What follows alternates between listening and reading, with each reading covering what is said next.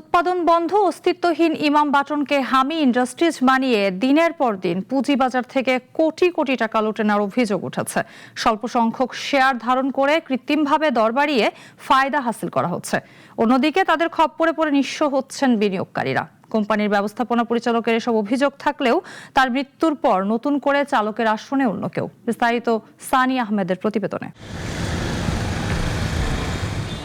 বিএসসিসির সাবেক চেয়ারম্যান শিবলি রুবায়েতুল ইসলামের ছত্রছায়ায় আঙ্গুল ফুলে কলাগাছ হওয়ার অন্যতম উপায় ছিল বন্ধ কোম্পানি চালু করা। এমারাল্ড ওয়েল থেকে শুরু করে এসএস স্টিলের মালিকপক্ষ সবাই ছিল শিবলির একনিষ্ঠ শিষ্য। তাদের মধ্যে ইমাম বাটনের হাসিফ হাসান বেশ আলোচিত।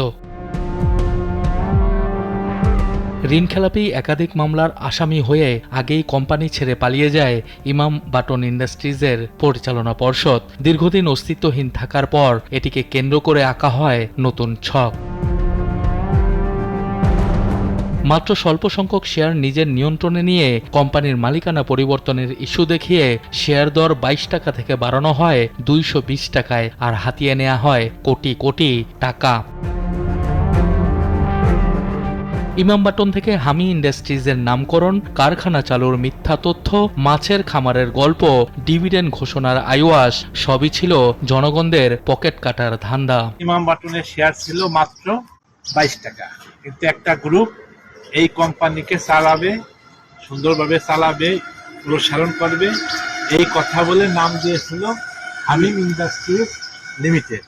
হামিম ইন্ডাস্ট্রিজ লিমিটেড নাম দেওয়ার পর এই কোম্পানি হুট করে পাবলিকের মধ্যে বিনিয়োগকারীদের মধ্যে ম্যানিপুলেশন করে সেই শেয়ার 200 টাকা অতিক্রম করে বিনিয়োগকারীদের টাকা হাতিয়ে নিয়েছে। কিন্তু হঠাৎ করে হামি ইন্ডাস্ট্রিজের ব্যবস্থাপনা পরিচালক হাসিফ হাসানের মৃত্যুতে শেয়ারটির দর পড়তে থাকে। তখনই কোম্পানির নিয়ন্ত্রণ নেন অন্য কেউ।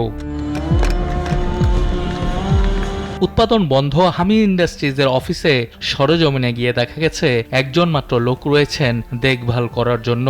ঝুলিয়ে রাখা হয়েছে কয়েক জোড়া জুতা। বর্তমানে কোম্পানিটির পূর্ণ নিয়ন্ত্রণ করছেন কোম্পানির ডিরেক্টর হিসেবে পরিচয় দেয়া শওকত আলী। তিনি নাকি হাসিফ হাসানের কাছ থেকে কোম্পানিটি টেক ওভার করেছেন, অথচ পরিচালনা পর্ষদের তালিকার কোথাও তার নাম নেই।